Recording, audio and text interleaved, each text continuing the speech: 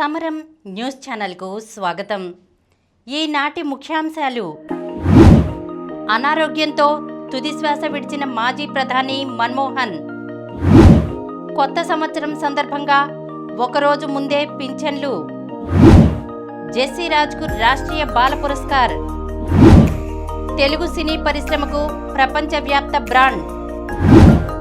SC విద్యార్థుల ఆరోగ్య భద్రతకు పెద్దపీట.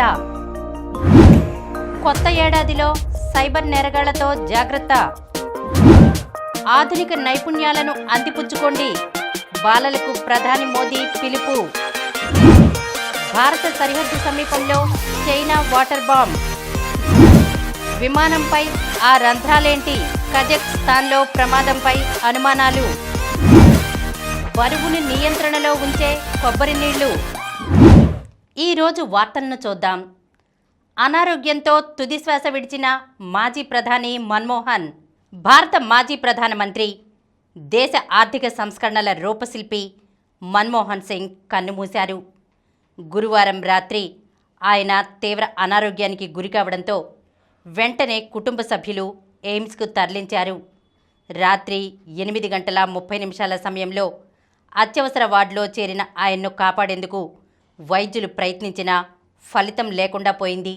దీంతో 9:50 సమయంలో ఆయన మరణించినట్లు వైద్యులు ప్రకటించారు.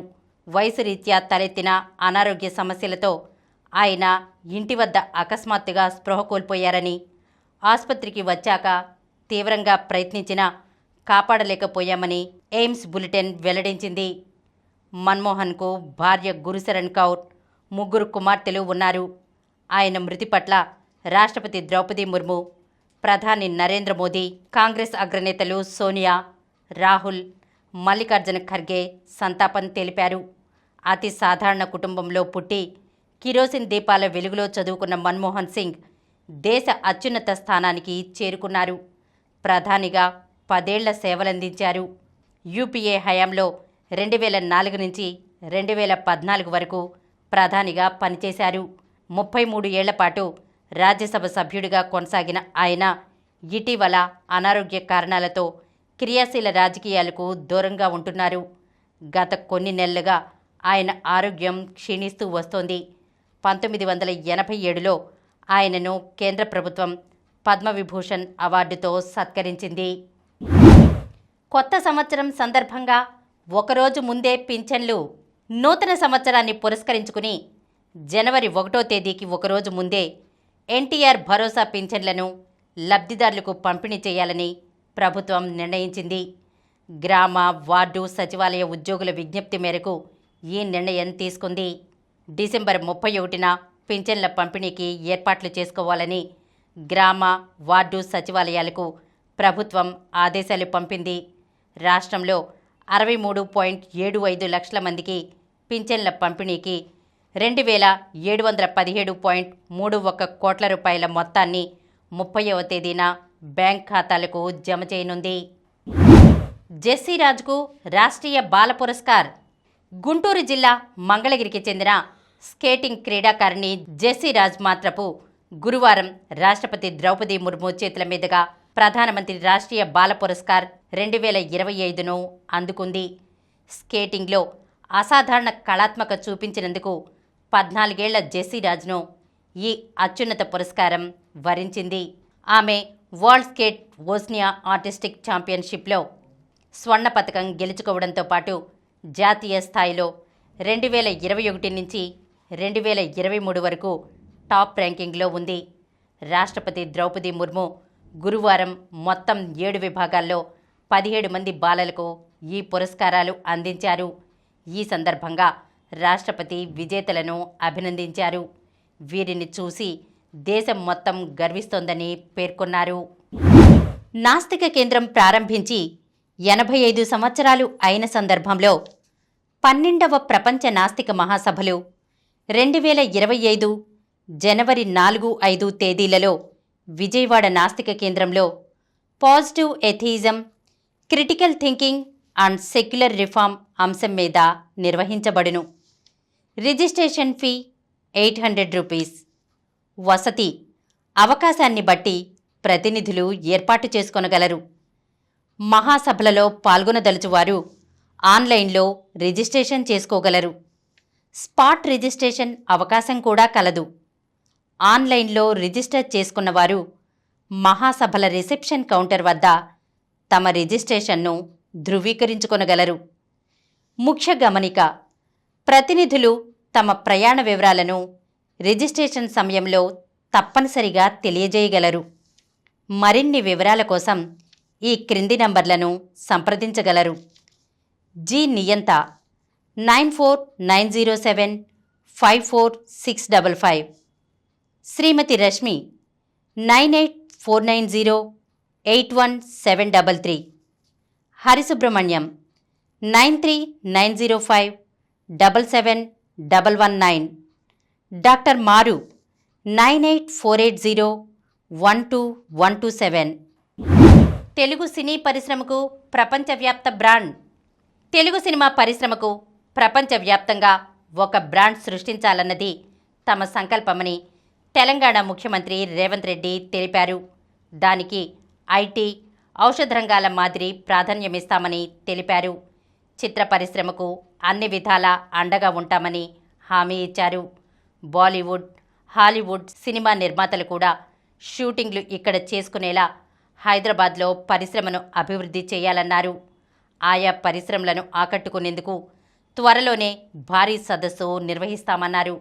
హైదరాబాద్లోని పోలీస్ కమాండ్ కంట్రోల్ సెంటర్లో సినీ ప్రముఖులతో ముఖ్యమంత్రితో పాటు ఉప ముఖ్యమంత్రి భట్టి విక్రమార్క, సినిమాటోగ్రఫీ శాఖ మంత్రి కోమటిరెడ్డి వెంకటరెడ్డి గురువారం సమావేశమయ్యారు. ఈ సందర్భంగా సీఎం మాట్లాడారు. ఎస్సీ విద్యార్థుల ఆరోగ్య భద్రతకు పెద్దపీట. సాంఘిక సంక్షేమ గురుకులాల్లోని ఎస్సీ విద్యార్థుల ఆరోగ్య భద్రతకు కూటమి ప్రభుత్వం పెద్దపీట వేస్తోంది. విద్యార్థులకు తలెత్తే అనారోగ్య సమస్యలను సకాలంలో గుర్తించి వాటికి చికిత్సలు అందించేందుకు వీలుగా చర్యలు చేపడుతోంది. పిల్లల ఎత్తు, బరువుల్లో లోపాలు, జ్వరాలు, రక్తహీనత తదితర అనారోగ్య సమస్యలను గుర్తించేందుకు వీలుగా 15 రకాల వైద్య పరికరాలతో కూడిన మెడికల్ కిట్లను అందించనుంది. వాటిని గురుకులాల్లోని హెల్త్ సూపర్వైజర్ల వద్ద అందుబాటులో ఉంచనుంది. వీటి సేకరణకు ఇప్పటికే టెండర్లు పిలిచింది. ఈ దిశగా హెల్త్ సూపర్వైజర్లకు ఎయిమ్స్ వైద్య బృందంతో శిక్షణ కూడా ఇప్పించింది. రాష్ట్ర వ్యాప్తంగా 190 సాంఘిక సంక్షేమ గురుకులాలు ఉండగా వాటిలో 1.05 లక్షల మంది విద్యార్థులున్నారు. తొలి విడతగా 100 గురుకులాల్లో ప్రభుత్వం మెడికల్ కిట్లను అందుబాటులోకి తీసుకురానుంది. కొత్త ఏడాదిలో సైబర్ నేరగాళ్లతో జాగ్రత్త. ప్రతి పండుగను, అవసరాన్ని తమకు అనుకూలంగా మలుచుకుంటున్న సైబర్ నేరగాళ్లు ప్రస్తుతం నూతన సంవత్సర శుభాకాంక్షల పేరుతో ఉన్నదంతా దోచుకునేందుకు సిద్ధమవుతున్నారు. ఏ మాత్రం అజాగ్రత్తగా ఉన్నా వారి చేతికి చిక్కి ఖాతాలు ఖాళీ చేసుకోవడమే కాదు, ఫోన్లలో ఉన్న వ్యక్తిగత సమాచారం అంతా పోగొట్టుకోవలసి వస్తుందని పోలీసులు హెచ్చరిస్తున్నారు. మరో 5 రోజుల్లో కొత్త ఏడాదిలో అడుగుపెట్టబోతున్నాం. డిసెంబర్ 31 అర్ధరాత్రి 12 గంటల నుంచే ఒకరికొకరు శుభాకాంక్షలు చెప్పుకోవడం సహజం. ఈ క్రమంలో సాధారణంగా కాకుండా రకరకాల చిత్రాలు, సందేశాలను మీ పేరుతో సహా తయారు చేసుకుని పంపవచ్చని, ఇందుకోసం ఈ క్రింది లింక్పై క్లిక్ చేసి వివరాలు నమోదు చేస్తే చాలని సెల్ ఫోన్లకు సందేశాలు వస్తున్నాయి. పొరపాటున వాటిపై క్లిక్ చేశారంటే తిప్పలు తప్పవు. ఆండ్రాయిడ్ ప్యాకేజ్ కిట్ ఫైల్స్ రూపంలో పంపే ఈ గూఢచర్య అప్లికేషన్ ఒకసారి మీ ఫోన్లోకి జొరబడిందంటే అందులోని సమస్త సమాచారం నేరగాళ్ల అధీనంలోకి వెళ్ళిపోతుంది. బ్యాంక్ ఖాతాల వివరాలు, ఫోటోలు, వీడియోలు, కాంటాక్ట్ నెంబర్లు, ఇతర ఫైల్స్ అన్నీ తీసేసుకుంటారు. కాబట్టి నూతన సంవత్సర సందేశాల విషయంలో జాగ్రత్తగా ఉండాలని నిపుణులు చెబుతున్నారు. ఆధునిక నైపుణ్యాలను అందిపుచ్చుకోండి. బాలలకు ప్రధాని మోదీ పిలుపు. భవిష్యత్తును నిర్దేశించనున్న ఆధునిక సాంకేతికతల నైపుణ్యాలను బాలలు అందిపుచ్చుకోవాలని ప్రధాని మోదీ పిలుపునిచ్చారు.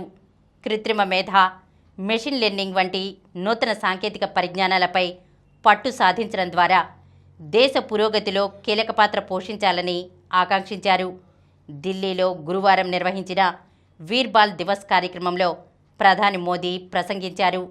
ప్రతిభావంతులైన యువతను ప్రోత్సహించి వారిలో ఆత్మవిశ్వాసాన్ని నింపేందుకు తమ ప్రభుత్వం కట్టుబడి ఉందని తెలిపారు. దేశం ఎదుర్కొంటున్న వివిధ సవాళ్లను అధిగమించేందుకు తమకు నచ్చిన రంగాల్లో విశేష కృషి చేయాలని పిలుపునిచ్చారు. మొఘల్ పాలకులను ఎదిరించిన గురు గోవింద్ సింగ్ కుమారులు అసమాన సాహసాలతో ప్రాణత్యాగాలకు సైతం వెనుకాడలేదని ప్రధాని మోదీ కొనియాడారు. భారత సరిహద్దు సమీపంలో చైనా వాటర్ బాంబ్. ప్రపంచంలోని అతిపెద్ద డ్యాం నిర్మాణానికి చైనా ఆమోదముద్ర వేసింది. భూమిపై ఇప్పటి వరకు నిర్మితమైన ప్రాజెక్టులన్నిటికంటే పెద్దదైన దీని నిర్మాణ వ్యయం $137 బిలియన్. టిబెట్లో భారత సరిహద్దుకు సమీపంలో బ్రహ్మపుత్ర నదిపై నిర్మించనున్న ఈ ప్రాజెక్టుపై దిగువ పరివాహక దేశాలైన భారత్, బంగ్లాదేశ్లు ఆందోళన వ్యక్తం చేస్తున్నాయి.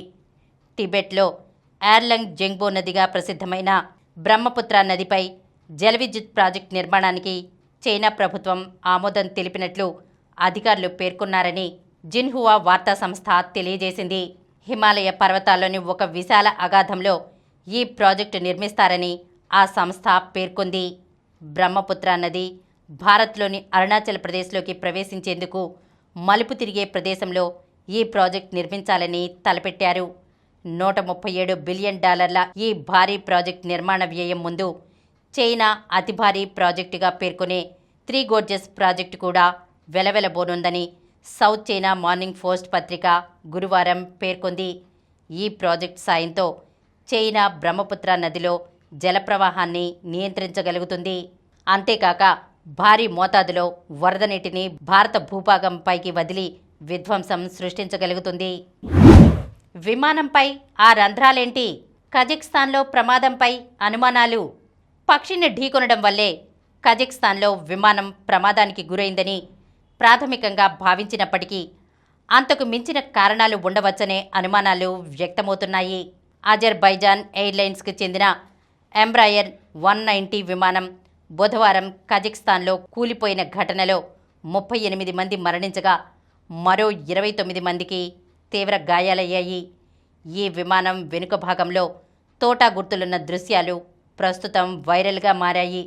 రష్యా గగనతల రక్షణ వ్యవస్థల నుంచి వచ్చిన తోటాలు ఈ విమానాన్ని తాకి ఉండవచ్చునన్న అనుమానాన్ని బ్రిటన్కు చెందిన ఆస్ప్రే ఫ్లైట్ సొల్యూషన్స్ సంస్థ వ్యక్తం చేసింది. ఉక్రెయిన్ డ్రోన్ దాడులను అడ్డుకోవడానికి రష్యా మిలిటరీ గగనతల రక్షణ వ్యవస్థలను వినియోగిస్తోంది. బుధవారం అజర్బైజాన్ విమానం ప్రమాదానికి గురయ్యే సమయంలోనే రష్యాకు చెందిన ఉత్తర కాకసస్పై ఉక్రెయిన్ డ్రోన్ దాడి జరిపిందని, దీనిని అధికారికంగా ప్రకటించలేదని రష్యాకు చెందిన ఓ మీడియా సంస్థ కథనాలు ప్రచురించడంతో ఈ అనుమానాలకు బలం చేకూరింది. బరువుని నియంత్రణలో ఉంచే కొబ్బరి నీళ్లు ఆరోగ్యానికి మంచివని అందరికీ తెలుసు. వేసవికాలంలోనే కాదు, చలికాలంలో కూడా వీటిని తాగవచ్చు. కొబ్బరి నీళ్లు తాగడం వల్ల శరీరానికి ఎన్నో పోషకాలు, ఖనిజాలు, మినరల్స్ అందుతాయి. చలికాలంలో కొబ్బరి నీళ్లు అందించే ఆరోగ్య ప్రయోజనాలు అనేకం. చలికాలంలో కొబ్బరి నీళ్లు తరచూ తాగడం వల్ల శరీరంలో తేమ శాతం పెరుగుతుంది. దీనివల్ల చర్మం పొడిబారిపోకుండా మృదువుగా ఉంటుంది. ముఖంపై పగుళ్ళు, మొటిమలు రాకుండా ఉంటాయి. రాత్రి పడుకునే ముందు ముఖాన్ని కొబ్బరి నీళ్లతో కడిగితే మచ్చలు మాయమై చర్మం కాంతివంతంగా మారుతుంది. కొబ్బరి నీళ్ళలో రిబోఫ్లోవిన్, నియాసిన్, థైమిన్, పైరిడాక్సిన్ విటమిన్లతో పాటు యాంటీవైరల్, యాంటీబ్యాక్టీరియల్ గుణాలు అధికంగా ఉంటాయి. ఇవి శరీరానికి తక్షణ శక్తితో పాటు ఉత్సాహాన్ని, చురుకుదనాన్ని అందిస్తాయి. చలికాలంలో తరచూ వేధించే అనేక అనారోగ్య సమస్యలను తట్టుకునేందుకు అవసరమైన రోగనిరోధక శక్తిని పెంచుతాయి. కొబ్బరి నీళ్లలో ఉండే సహజ చక్కెరలు, ఎలక్ట్రోలైట్లు శరీరాన్ని ఉత్తేజితం చేసి చలికాలంలో వచ్చే బద్ధకాన్ని పోగొడతాయి. కొబ్బరి నీళ్లలో కొవ్వు శాతం చాలా తక్కువగా ఉంటుంది. పీచు, పిండి పదార్థాలు ఎక్కువగా ఉంటాయి. అందుకే కొబ్బరి నీళ్లు తాగిన వెంటనే చాలా సమయం వరకు కడుపు నిండిన భావన ఉంటుంది. దీనివల్ల త్వరగా ఆహారం తీసుకోవాలని అనిపించదు. క్రమంగా శరీర బరువు నియంత్రణలోకి వస్తుంది. బరువు తగ్గాలనుకునేవారు ప్రతిరోజు కొబ్బరి నీళ్లు తాగితే మంచి ఫలితం కనిపిస్తుంది. ఇప్పుడు కొన్ని సంక్షిప్త వార్తలను చూద్దాం. భారత వ్యవసాయ పరిశోధనా సంస్థ డైరెక్టర్గా శ్రీనివాసరావు. ఈ పదవి దక్కించుకున్న తొలి తెలుగు శాస్త్రవేత్త ఈయనే. బాపట్ల వ్యవసాయ కళాశాల పూర్వ విద్యార్థికి ఈ హోదా దక్కడంపై హర్షం. 2026-27 విద్యా సంవత్సరానికి బిట్స్ క్యాంపస్ సిద్ధం. దేశంలోనే ప్రముఖ విద్యా సంస్థల్లో ఒకటిగా పేరెన్నిక గల Birla institute of technology and science అమరావతిలో ప్రాంగణం ఏర్పాటుకు వేగంగా అడుగులు పడుతున్నాయి. 2026-27 విద్యా సంవత్సరం నుంచే ఇక్కడి ప్రాంగణంలో తరగతులు ప్రారంభించాలన్న లక్ష్యంతో ఆ సంస్థ ఉన్నట్లు తెలిసింది. సెమీస్లో UP Patna. Pro kabaddi season 11 UP Yoddhas Patna pirates సెమీఫైనల్కు దూసుకెళ్లాయి. భవానీ రాజ్పుత్ అదరగొట్టడంతో గురువారం ఎలిమినేటర్లో యూపీ 48-18తో జైపూర్ పింక్ పాంథర్స్ను చిత్తు చేసింది. పిచ్పై పరుగు. రోహిత్ అసంతృప్తి. 4వ టెస్ట్ తొలి రోజు ఉదయం ఆటలో ఆస్ట్రేలియా బ్యాటర్లు లబుషేన్, కొన్స్టాస్ల తీరు భారత కెప్టెన్ రోహిత్ శర్మకు ఆగ్రహం తెప్పించింది. వీళ్ళిద్దరూ పరుగు తీసే క్రమంలో పదే పిచ్ మీద నడవటం పట్ల రోహిత్ అసంతృప్తి వ్యక్తం చేశాడు. క్లీన్ స్వీప్పై భారత అమ్మాయిల కన్ను. వెస్టిండీస్తో 3వ వన్డే నేడు.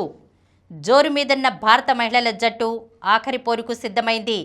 క్లీన్ స్వీప్పై కన్నేసిన ఆతిథ్య జట్టు శుక్రవారం జరిగే 3వ వన్డేలో వెస్టిండీస్ను ఢీకొంటుంది. తొలి 2 వన్డేల్లో పరుగుల వరద పారించిన హర్మన్ ప్రీత్ సేన ఈ మ్యాచ్లోనూ అదే జోరు కొనసాగించాలనుకుంటోంది. మరిన్ని వార్తా విశేషాలతో రేపటి సమరం న్యూస్ ఛానల్లో మళ్ళీ కలుద్దాం. ప్రతిరోజు వార్తా విశేషాల కోసం అనతి కాలంలోనే 20 కోట్ల వ్యూస్ సాధించిన సమరం ఛానల్ సమర్పించు సమరం న్యూస్ ఛానల్కు సబ్స్క్రైబ్ చేయండి, లైక్ చేయండి, మీ ఫ్రెండ్స్కి షేర్ చేయండి. అలాగే ప్రక్కనున్న గంట సింబల్ని ప్రెస్ చేయడం మర్చిపోకండి.